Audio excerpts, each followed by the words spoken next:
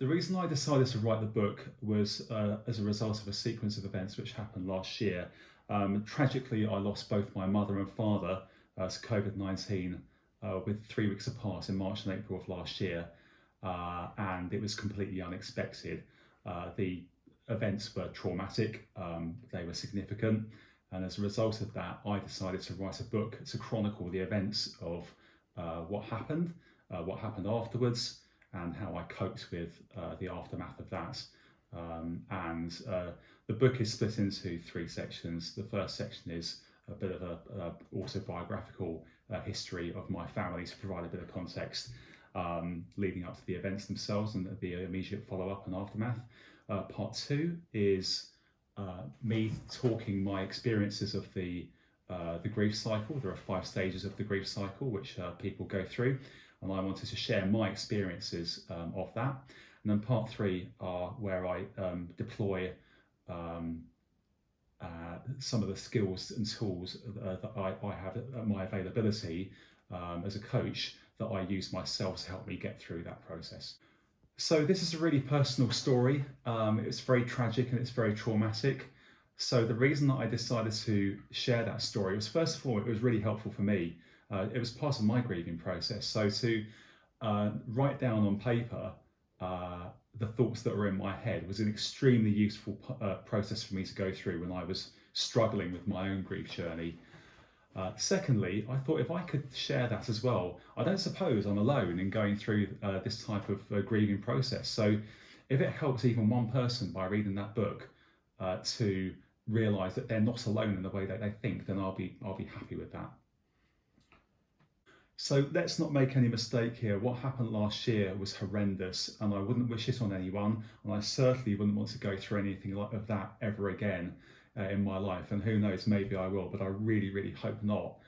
However, the one thing I did learn is that when something dreadful happens, we have a choice. We have a choice about how we respond and how we react. And if we position ourselves so that we seek out the positives in every situation. Now, no, not immediately afterwards, I grant you, but in the months following, you can start to see chinks of light if you decide to look for them, and figure out how you can grow from such a horrible situation. And in my circumstances, I did grow as a person, and it comes down to that old adage, you know, what doesn't kill you makes you stronger, and it's absolutely true. I learned how resilient I was as an individual, and I started to figure out how that resilience could help me in other areas of my life. And once again, by sharing that with other people, hopefully other people can take something from that too. So there's a saying that I learned from someone else in the months that followed my parents' deaths, and that was, if something really bad's going to happen, you might as well get something good from it. And it stuck with me. And I thought, okay, it's not disingenuous to the situation for me to seek out how I can grow from this situation. And I did. And I actually read a couple of books. There's a book called Lessons from the Hanoi Hilton. And there's also another book written by a concentration camp survivor. And the essence of both books was those people who had suffered the most for the longest periods of time and who had recovered from that became the most successful in the years that followed. And I think that there's something to be learned from that. Okay, so in summary, there are several reasons, purposes, I would say, that this book provides. First of all, it was extremely useful for me to write the book as part of my own grief recovery process. There's nothing better than getting your thoughts down on paper to make you feel like you're maybe in a bit more control over the situation than you actually are. Secondly, if I can help people going through their own grief and bereavement process, then that's fantastic as well. And just to say, grief isn't just about bereavement.